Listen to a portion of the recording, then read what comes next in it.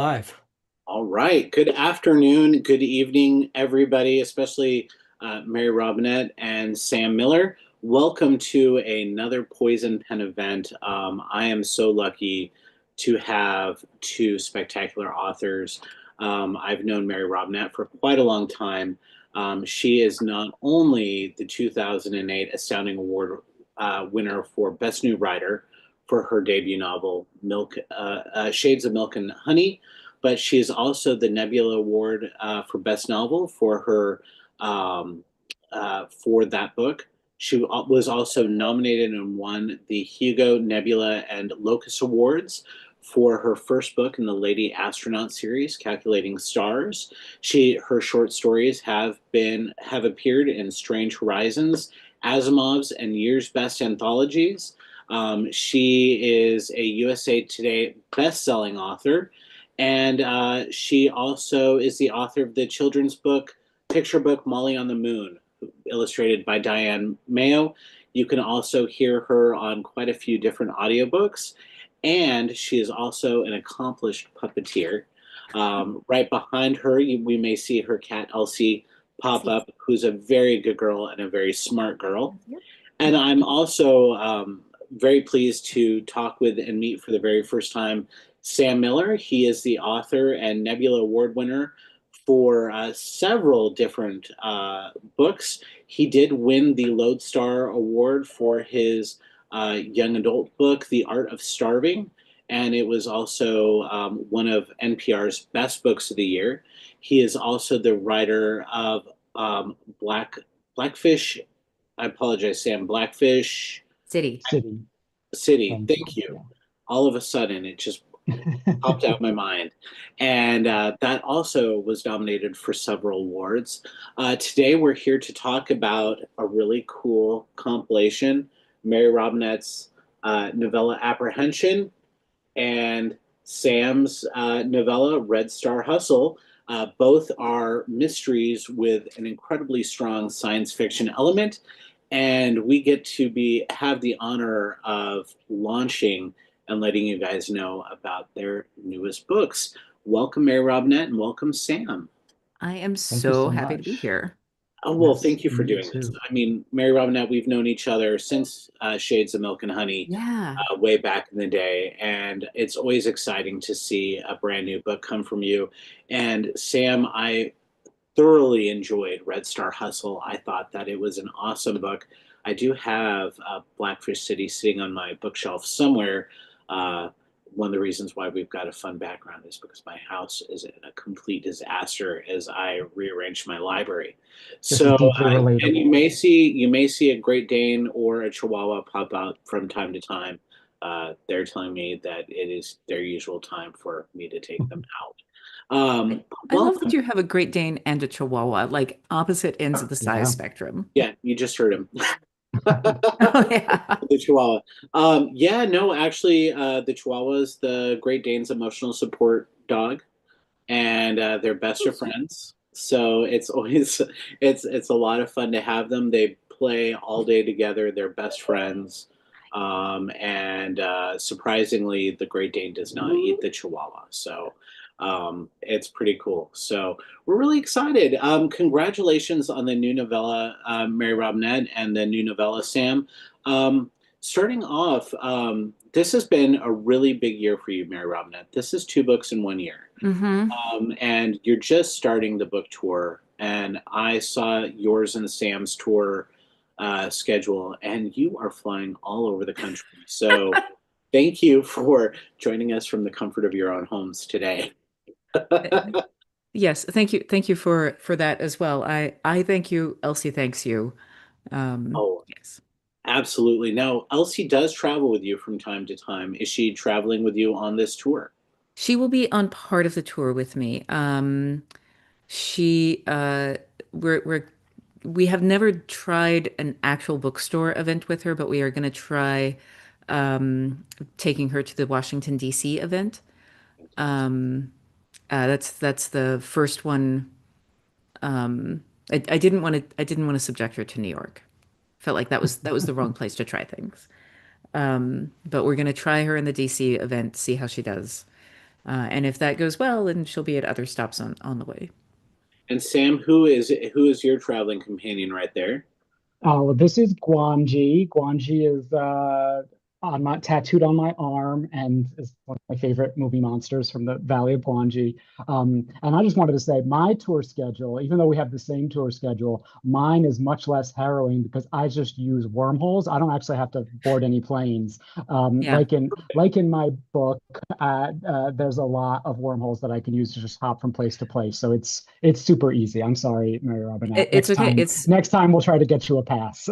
Yeah, yeah. That is the challenge that, I'm just on the wrong side of the book to be able to use the wormholes. Yeah. But yeah, we asked Sam, it was like we were booking my flights. I'm like, do you want help with the flights? And he's like, I've got it covered. I was like, oh, okay. Handled. Wormholes, no Wormholes. need. Absolutely. Well, as one does, as one is a science fiction writer. And this is such a cool series. Can you both kind of give us an idea of how this collaboration, so to speak, came about?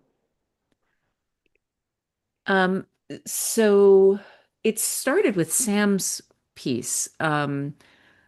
Joe was, this is the 10th anniversary of Saga, and Joe wanted to do these Saga doubles. I had heard him talking about wanting to do the doubles before I had any involvement in it. Um, and he picked up Sam's novel. Sam's side is actually a novel. It's just a short novel, and then I think he may have talked to Seth, or Seth may have just been like, wait a minute. But we have the same agent, and he came to me and said, how fast can you write a noir novella in space? And I said, I have one already, actually, weirdly. Um, and so we sent that over to Joe, and they just naturally meshed very well together. The only thing that Sam and I have really done in terms of collaboration is that we've put little Easter eggs, which was Sam's idea, little Easter eggs to each other's work. We've threaded that into each novel. But besides that, we have very weirdly similar sensibilities, despite being actually pretty different writers in a lot of ways. Absolutely. And Sam, was this sort of a surprise for you a little bit with saying, hey, let's combine these two into one volume? Yeah, it was a big surprise for me because actually Saga passed on Red Star Soul. Our agent went out on submission with it and it was a no. And then months later, Joe was like, wait, is that so? Joe felt like it was a good fit for this Saga double, and so yes, I had already mourned its failure, and then it was resurrected, and with such a great, I've been a huge Mary Robinette Kowal fan for a very long time, and so this is such a dream pairing, and that the fact that they mesh so interestingly and so weirdly in ways that are like super obvious, like that they're noir mysteries in space, and in ways that are not so obvious, like that they're both sort of inspired by filmmakers, like Hmm. specific filmmakers. So yeah, this has been a really surprising and wonderful series of events. It was one of the things that I really enjoyed about reading both of your novels is the fact that they definitely have those old school sort of noir film feels to them. Um, Mary Robinette's, yours is a little bit more of a sort of an international spy thriller, Hmm. so to speak. And Sam, yours is more of the traditional, somebody's murdered, and in this case, it's a wealthy filmmaker, and his caretaker, rent boy, whatever you want to call him, is the one who is convicted of the crime.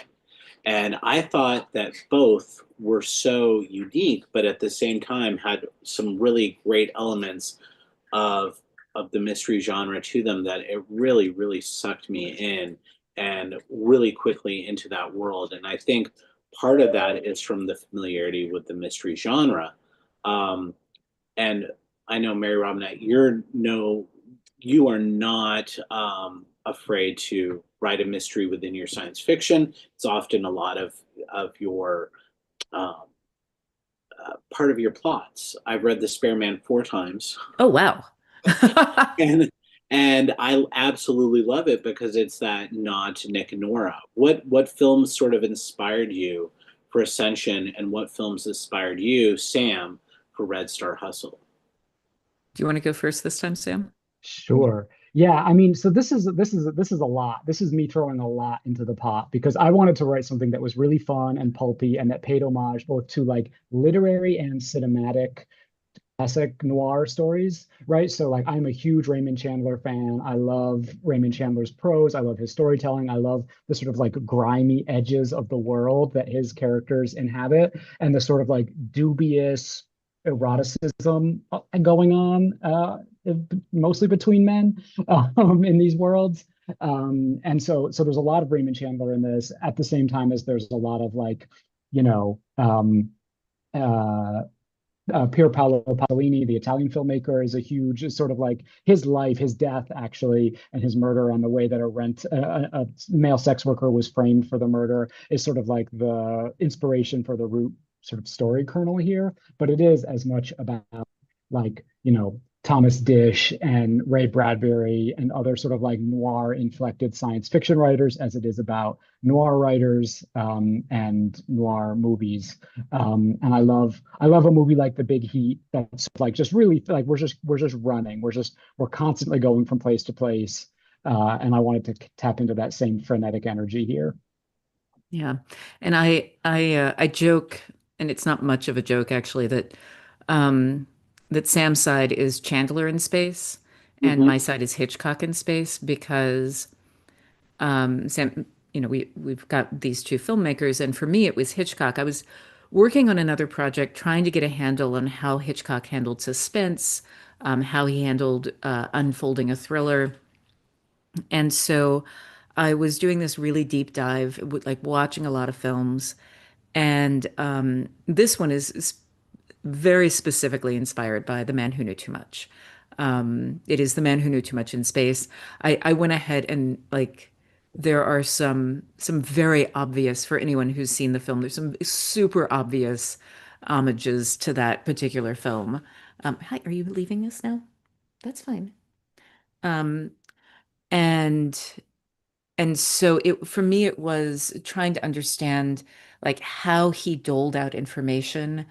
Um, some of the stuff that he does like is so perfectly shaped for cinema. And one of the things that I learned from that was how to control where the reader was looking. But there are other things that he does that just fundamentally don't work on the page.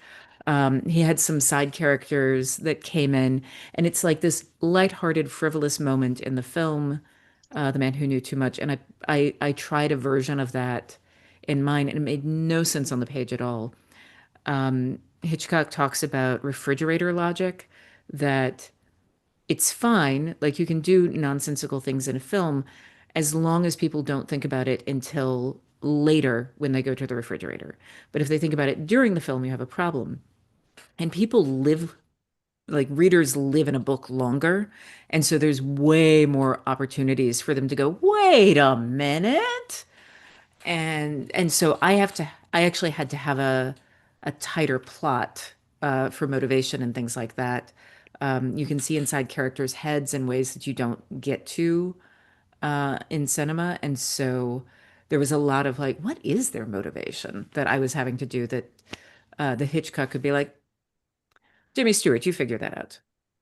Exactly. Yeah, I often thought as I was reading through this, I detected Hitchcock. I was thinking The Lady Vanishes, Oh, yeah, yeah, yeah. There's probably um, some of that unconsciously in there as well.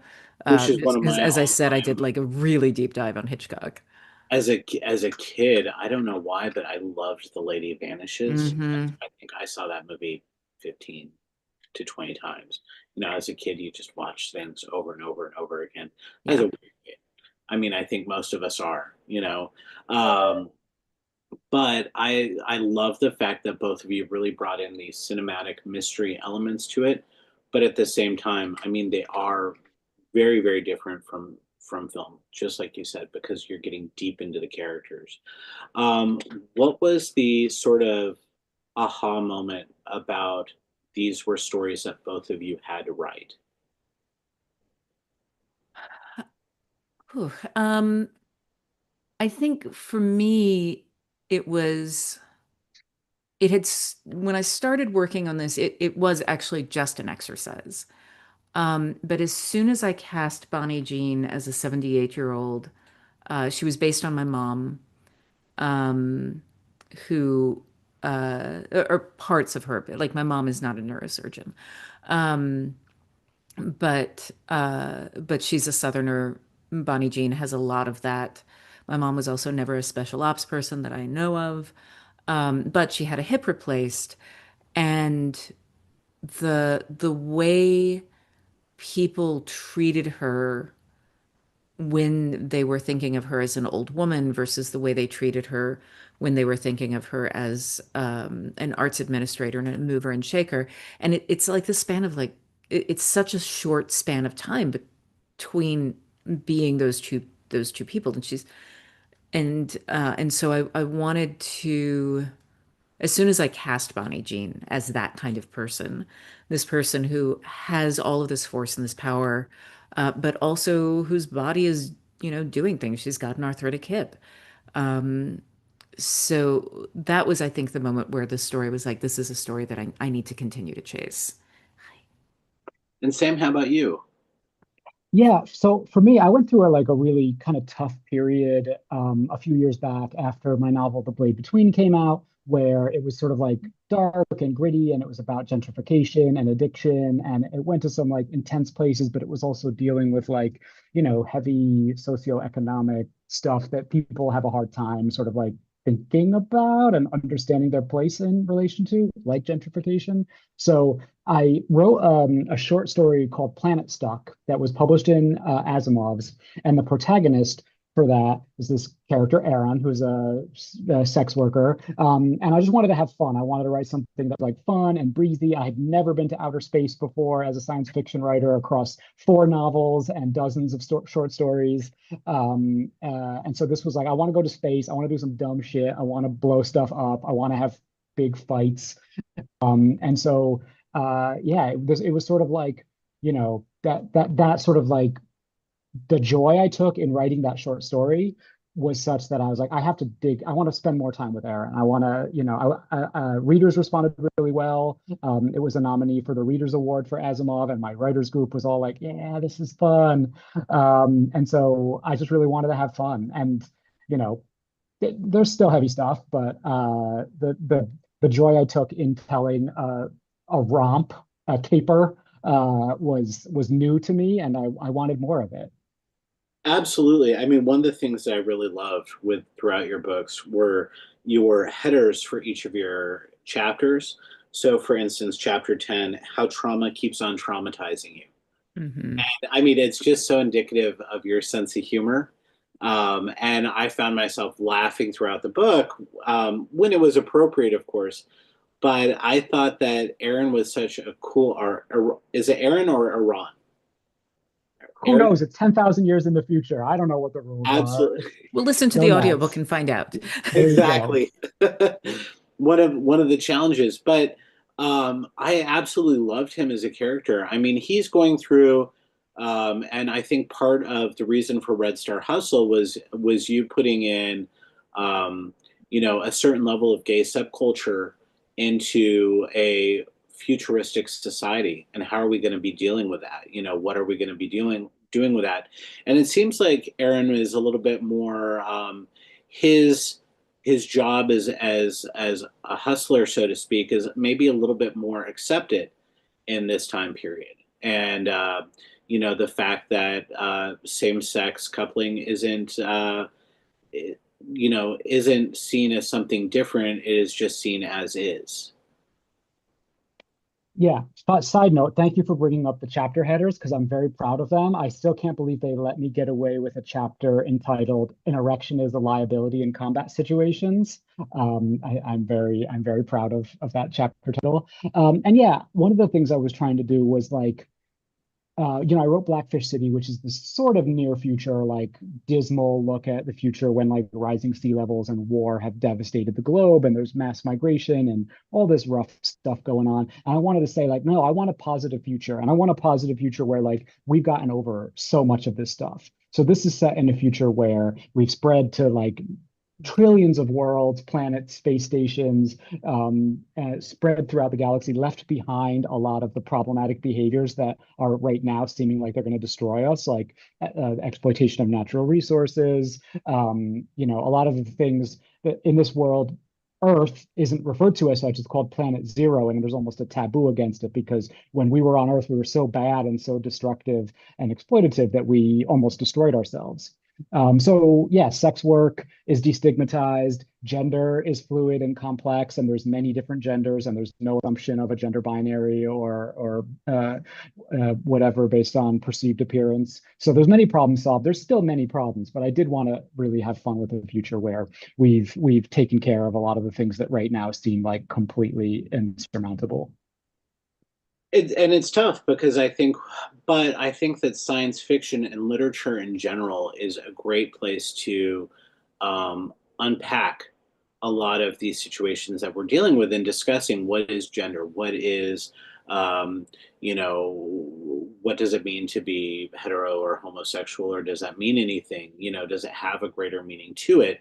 And we can sort of unpack those things in science fiction, and I'm really glad that authors like you and Mary Robinette are not afraid to discuss gender, sexuality, things like that throughout your books.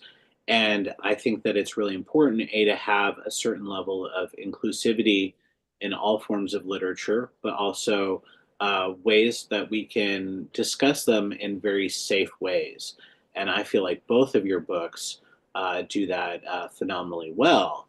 For instance, with Bonnie Jean, she's not Miss or Mrs., she's Mix. Mm-hmm. And it's just a very standard way of introducing yourself within this future. Yeah, mix was one of those things I was working when I was working on Spareman. Learned that that is MX, pronounced mix, is in use in the modern world as a non-binary honorific instead of Mr. or Mrs. It's or Ms. or Miss. It's mix. I was like, oh, that's really cool. And so I've just like, well, let's live in a future where that's normal because that's much easier. It really is. And I mean, you did that throughout the Spare Man as well. One Hmm. of the things I really loved about that book was the fact that your main character, she's female. They've just got married.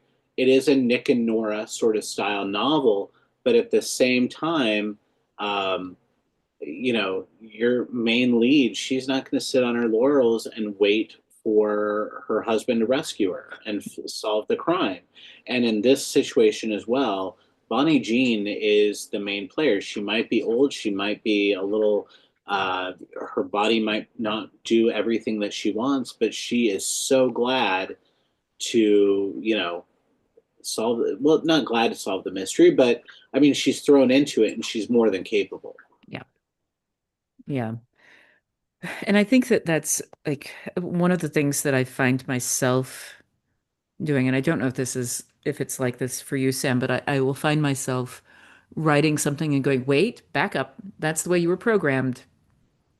Um, the trying to figure out how to have the natural thing.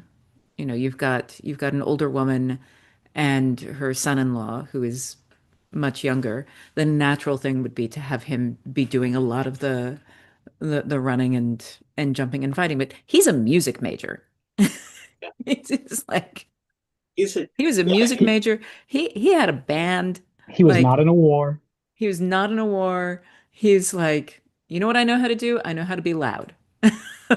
exactly. He's good at being loud. He's He's really very good. good at being loud. And I love the fact that, he just lost his spouse, Sam, and we Hmm. don't know uh, whether or not Sam is male or female, but it doesn't matter. It doesn't, throughout the novel, we just know that he's lost somebody that's very important and now he's a single father, and Yeah. he's working on raising his grandson. And I thought that that was a really cool nod. And I did think that maybe it was the Sam that you killed off, but I hope not. um, No, what was this it Sam like? is fine. This Sam is perfectly healthy. Oh, thank goodness. For now, who knows what's going to happen after the war? During book tour, exactly. Beware the muffins of Mary Robinette. um, so Sam, what was you've used science fiction a lot to unpack a lot of different things, and within your young adult book, The Art of Starving, you really focused a lot on a teen who is dealing with his sexuality, and then also dealing with an eating disorder. And so you're not afraid to unpack some really heavy um, situations and subjects within your novels. And do you try to do that with each book as a little bit, uh, not only as like a personal catharsis, but a little bit to maybe reach out to your readers as well who may be struggling with different things? Yeah, I mean, a huge part of why I'm a writer is because there are things about the world that I just hate, or that bother me, or that enrage me, or that confuse me, or that I don't understand. And a lot of times I'm writing from the place of, let me understand this person I don't understand. Let me understand this parent whose problematic beliefs cause them to reject their child for being trans or queer or gay. Like, I don't understand that. So I need to write a story with that person as a protagonist so I can like maybe get inside their head. So a lot of times I am motivated.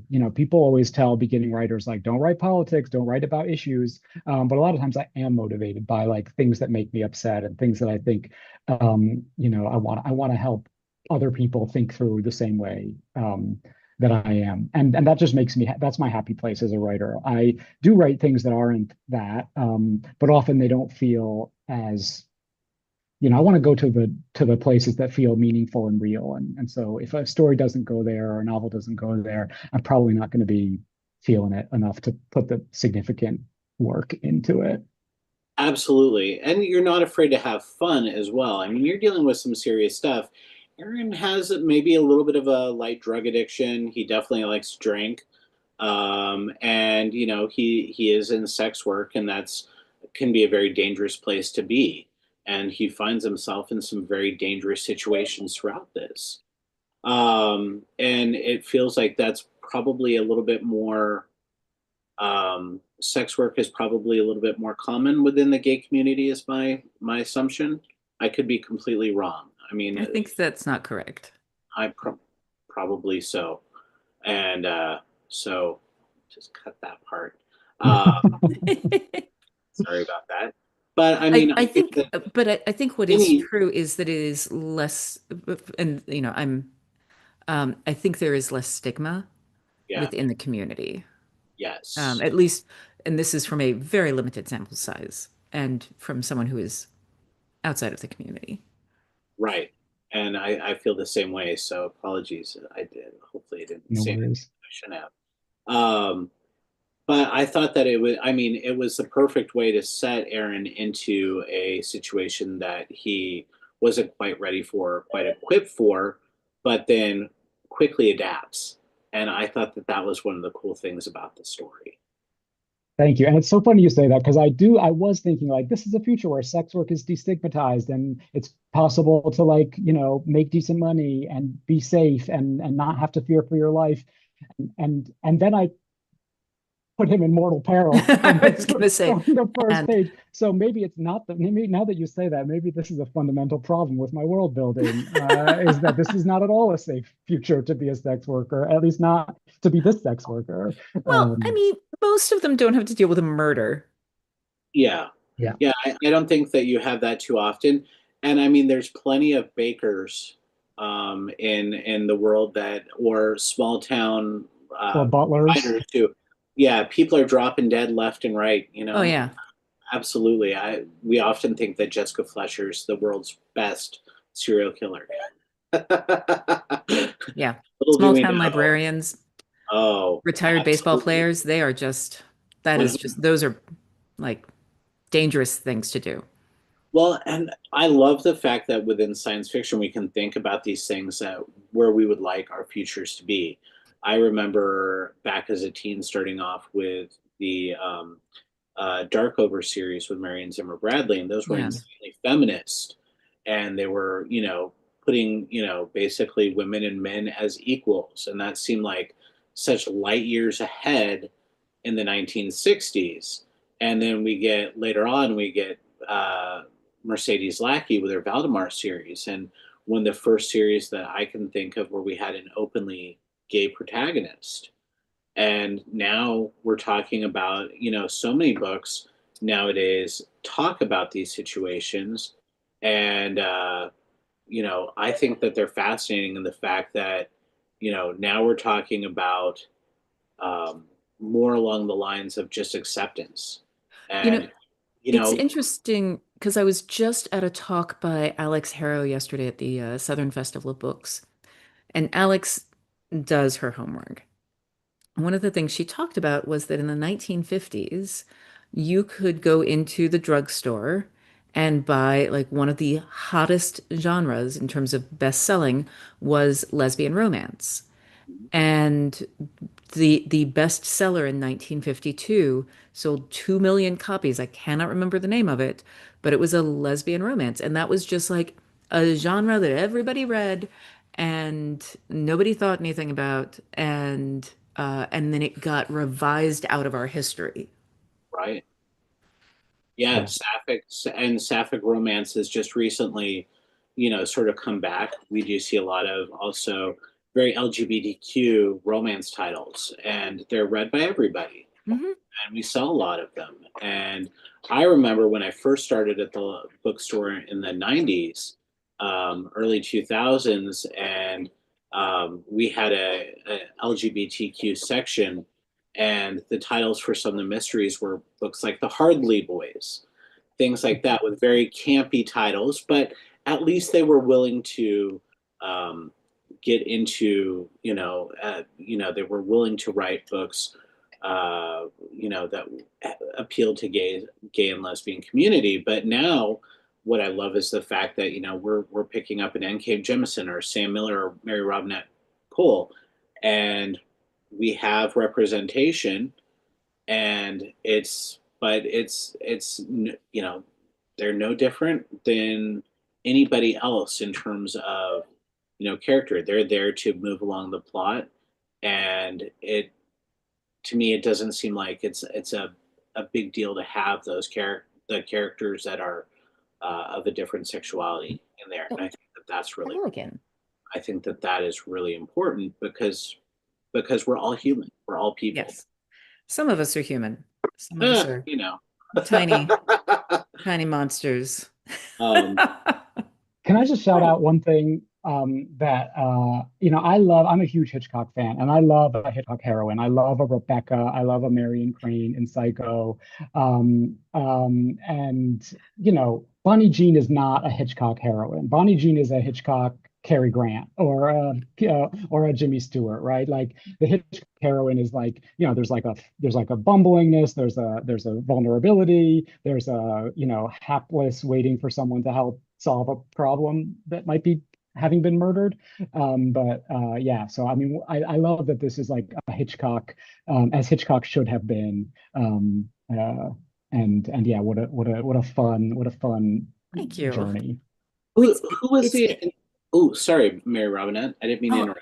no, it's okay. It's interesting because Hitchcock actually made two versions of The Man Who Knew Too Much. In the first version, the character who was later played by Doris Day, the wife, um, was a sniper. Like that was she was an Olympic level sniper, and and still most of the stuff is the fellow. Ow! Hey, can we not bite my head? What are we doing? Are we having a little meltdown because your buttons are upstairs and I am downstairs? She's so sweet, really. Gentle, gentle cat. She's just wanting a little attention, Mary Robinette. She very much likes my hair product, and I did just wash my hair for this. Hi, sweetheart. You are very distracting. Can you be down here? Is that a better place? Thank you. My stylist is this is the kitty version of scissor hands. Are you so good? Um, anyway, and at the end of the original version of it, um, she that she solves the problem by shooting the guy from a distance. And the police are like, no one can make that shot. And she's like, I can make that shot, and does. And I find it so fascinating that when he redid the film, he took that away from the main character, from the wife character, and made her a singer. And part of this was that they cast her as Day. Um, and and then she solves things by screaming. And I'm like, but we had a Sing snipe. louder. Sing Yeah, louder, Slay. Sing yeah, louder. yeah, yeah. Take him out. Is it, am I misremembering? Is Peter Lorre in both of versions of The Oh, Man he Who Knew Too Much? I can't remember. There's something delightful about the two of them, but I Oh, can't remember. I don't remember. He might, golly. This is easily Googleable. I'll Yes. Google. Yeah. Yeah. Future Well, events will have this yes. factoid correct. Yes. Hitchcock is in both of them, but So this is such a cool book. So who was Aran based off of? Was it? I felt very noirish, but almost like Sam Spade or somebody like that. A little bit, although he's a little bit of an amateur sleuth as well. Where did Aran come from? That's a really good question. I don't know. If anything, the thing that the sort of like a lot of times when I'm figuring out a character, voice is really important, and the first sort of like introductory chapter is me figuring out their voice. It doesn't always survive to the end, but often, and it was just really important with me that Aran had like a very conversational, very run-on sentence, kind of like, and so the thing you have to remember is that when I do dumb shit like this, it's for a good reason, you know. So if anything, I feel like there's a little Holden Caulfield in the rhythm mm, of his speech, because I think that as much as that's sort of like a grand classic of American literature, it's also just a book that has like a really fun voice. So I'm sure there's others. I should actually interrogate that more deeply because I should have more genre Which is skiffy adjacent references. yeah, and that's one of the fun things about doing a program like this is we get to warm you up a little bit for that book tour for those hard hitting are questions. you I'm coming with us on tour? I mean, why not? You know, I'll bring the dogs. They'll have a great time.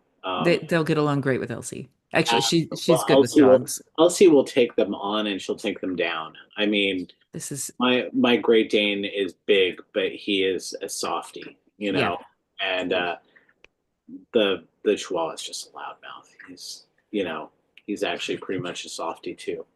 Um, so I know that you guys are just starting your book tours, and it seems a little cool to say what's next, but your readers are voracious, and I'm always curious what you all have sort of planned up for the future. Do you have are you working on books right now? Are you going to wait until you get back from tour?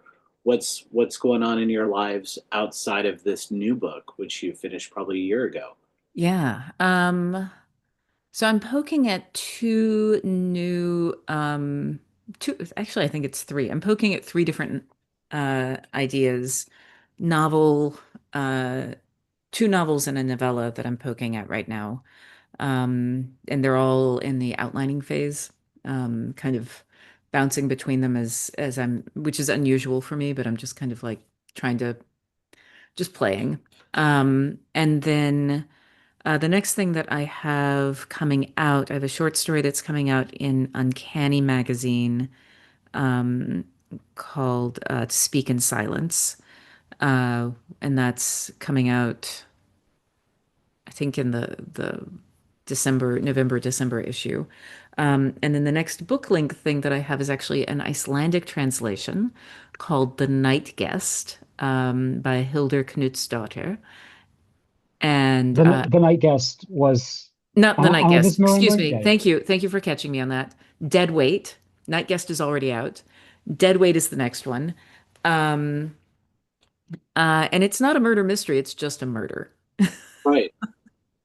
Well, and we often put Hilda Knutsdottir in horror because she's a much darker um, mystery novelist, and which borders on horror, kind of like we did the same with Red Dragon. Mm-hmm. Both of those authors, strike that kind of fine line between Yeah. horror and mystery, and so it's sort of fun to introduce people to those through that. I know that they're getting something maybe a little bit darker. Yeah, yeah. And this one has no fantastical elements at all. Um, but it's so good. Uh, she is she's a phenomenal writer, and I every time I translate something of hers, I'm like, you're so good, and I've just learned how to do a new thing. So Now, and do you when you're doing the translations, do you do it under your own name, or do yeah, you? yeah, yeah. Okay. And Sam, what are you working on currently? Well, waiting patiently for that because I'm such a fan of Hildur. I love The Night Guest. You're doing such a service to the world of English Anglophone genre literature because her books are so great, and I'm so privileged to get to read them thanks to your translations. Um, in terms of what I'm working on now, three words: gay biker werewolves, which is like. A novel that I'm working on that is a large part me trying to like deconstruct the BS idea of like alpha werewolves because like there's no such thing as alphas in like wolf communities. That's like based on garbage science. Axe to grind. What do you know? And I also have a new short story that just came out in Nightmare Magazine called Ooh, Courtney Lovecraft's Book of the Dead, which is a title I'm very proud of. wonderful That title. title came to me in 2008, and it took me this long to find the story for it. But it's about a drag queen named Courtney Lovecraft, who's also a medium and whose shows involve communing with the dead and reading people for filth based on their dead loved ones' secrets. So that's out in Nightmare Magazine now, and it's super fun, I hope. That's really cool. That was And what a fantastic. great title. I mean, we all Thank think you. that Thank you. there might be a little something Lovecraftian with a particular person of that name. So that's, you know, um, that would be perfect. I didn't know if Patrick Milliken had any questions from the online audience, or if he's there. So I'll just check in with him. Patrick, do we have any I am questions from here. online? Somebody on YouTube just posted, let me see. He says, gay biker werewolves is a solid high concept pitch. I like that. Did you did you Awesome.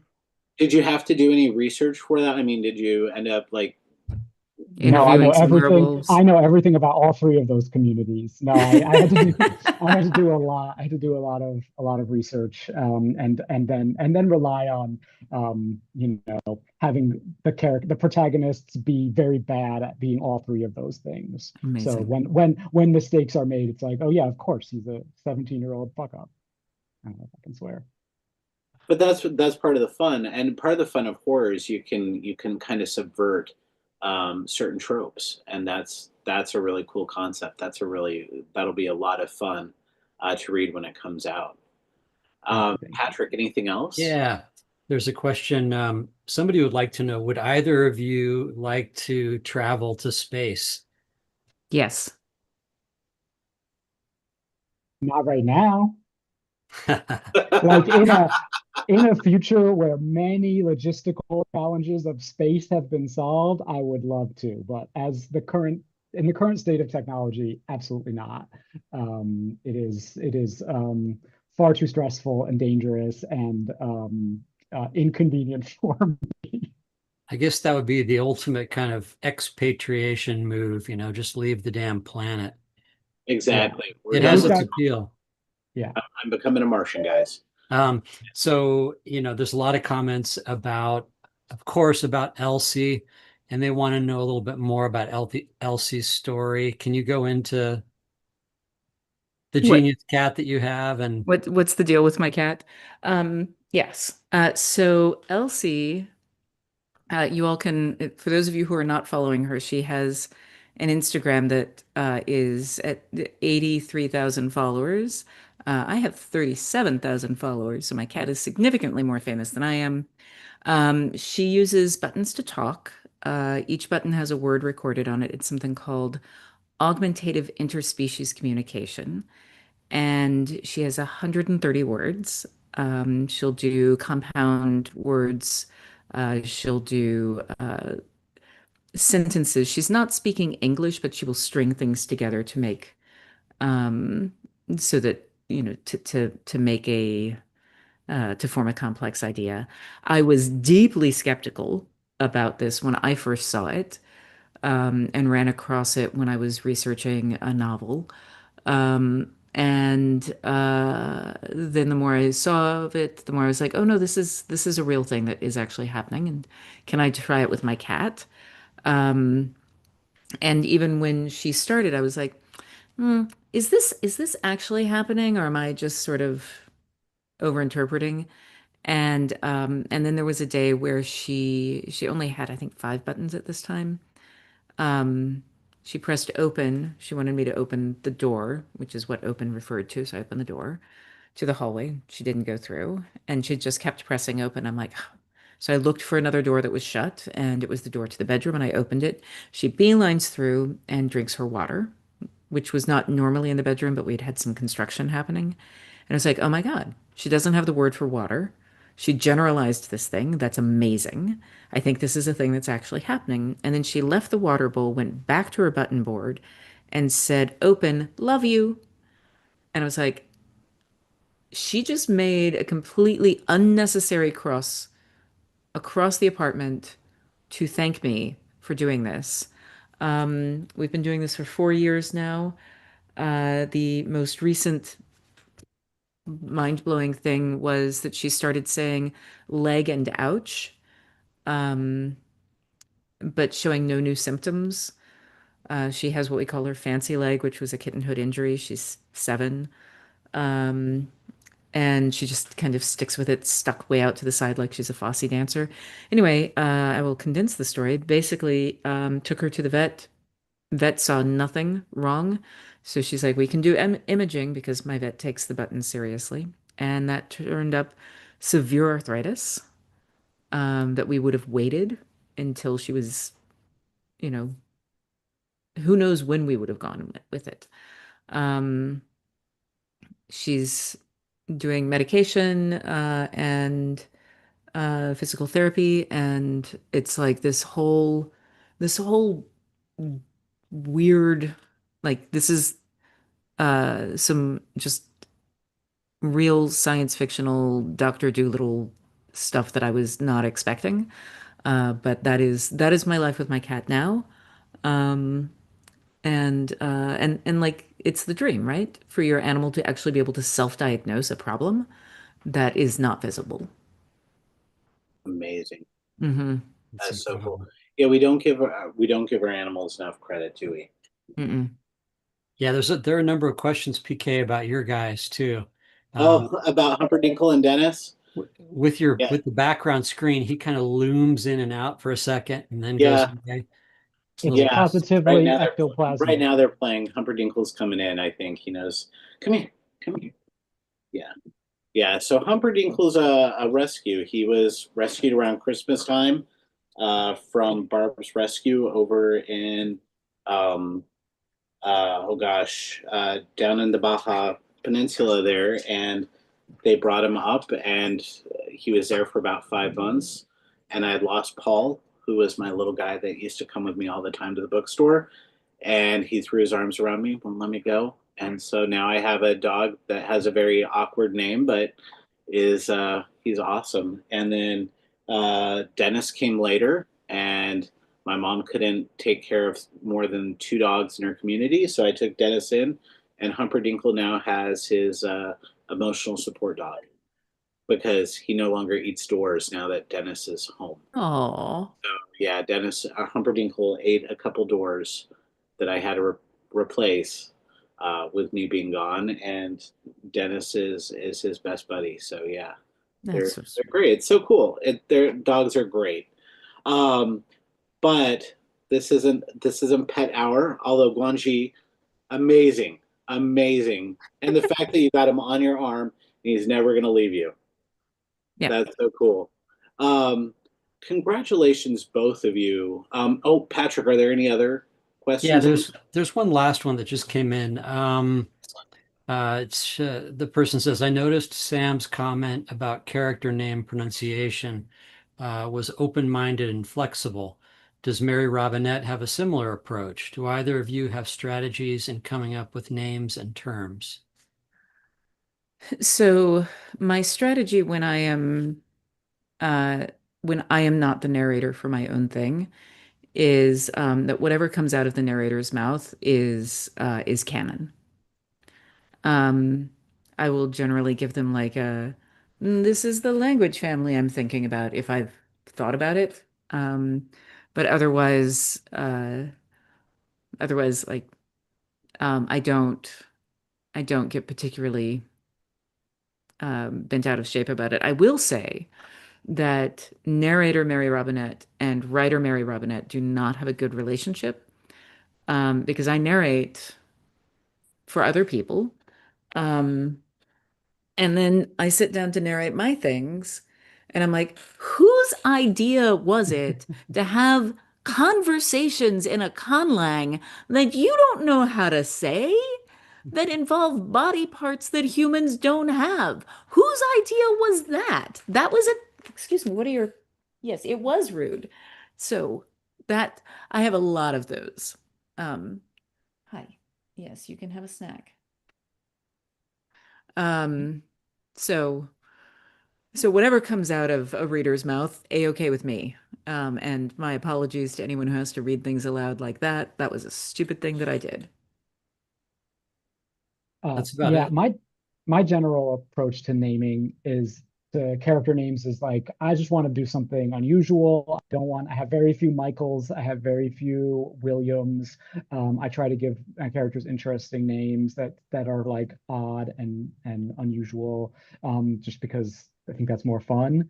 I don't like the tells that come with like common names of like how they help people situate like where they are at in terms of like this contemporary moment. And for Red Star Hustle, my naming convention was just like, I don't want these names to sound anything like anything in our world.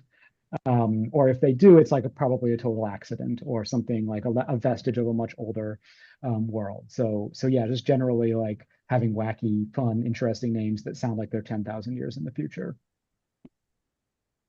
It's all of your books. I mean, Mary Robinette, huge fan. Thank you Thank so you. much for joining us. Sam, I'm a new fan of yours.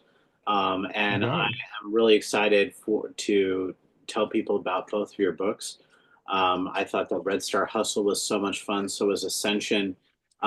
Just there we go. Patrick, much better light right there. There we go. Yay. And how cool is that that they're going back to doing the double sides? Oh, I'm yes. I'm so glad that I was able to read this. I was able to read it early, and I wish all of you great luck on the book tour. For those of you who do want to buy a book through the Poison Pen, Sam and Mary Robinette have been so gracious to sign book plates. Mary Robinette's arrived today. Sam's are going to be arriving probably tomorrow, and we'll be getting your books out. Yeah, I mean, it's UPS, so it should Yeah, be, if not tomorrow, then the next day. And thank you both so much for doing that for us. That was so kind, absolutely. especially since I'm coming down with COVID, which Oh is one of the no. reasons No. why I am not physically at the store doing this. Patrick was kind enough to do Oh my this. goodness. And So, you just did this yeah, entire thing? Oh my goodness. yeah, a little bit of brain fog. So apologies. But I wanted to say thank you guys so much for coming on down, or Mhm. not coming on down, but for jumping on in for Zoom and doing this. And we really appreciate you guys. Thank Yeah. you. Thank you. Thank you. And Likewise. thank you so much for having us. And something also for as a bonus, In addition to the book plate, I also sent a brochure that is an in-world brochure from the world of Apprehension, for you all to send out with those book plates and the books. So if you want an Apprehension world brochure from the Grand Denala Hotel, that is there at the Poison Pin awaiting. Poison It is Pen very cool well, swag. a book tour exclusive. So that is Book so tour cool. exclusive. That's correct. And for those of you who want to see Mary Robinette and Sam in person, they're going to be all over this country. They're going to be at Murder by the Book. They're going to be at Mysterious Galaxy. Tomorrow you have your official book launch in New York City. Congratulations. Wednesday. Wednesday. Thank you. Yes. The book comes out tomorrow, but our launch is on Wednesday. Yes. Yeah, and starting tomorrow you can get the book. And midnight tonight, download it. It's worth reading. It's so good. Both Thank of you Thank you so much. Thanks for Thank you for having having us. us. Thank you. Where can Elsie be found online? Elsie Wants. Instagram, Elsie Wants. We'll throw I'll throw it up into the YouTube comments under my name. And Thank you. so that way you guys can link over there. So we'll link over to Elsie Wants. So that way you can join the fan club. And Sam, it's time for you to create an Instagram for Guanji. Oh yeah, Guanji would have very little of interest to say, but it's doesn't mean it's not worth monetizing in some way. Yeah. Absolutely. And you never know where he'll show up. Right. It is so tempting to bring you a set of buttons to use with Guanji. We'll talk. We'll talk. I love this crossover universe. All right. Have a wonderful Thanks, day, everyone. everybody online. Thank you so much. Again, Red Star Hustle, Ascension, woot woot, Apprehension. Apprehension. I hate it when I do that. Yeah, Anyways, it's brain fog. it is total brain fog. I appreciate it. Thank you so much, everybody. Thanks. Thank you.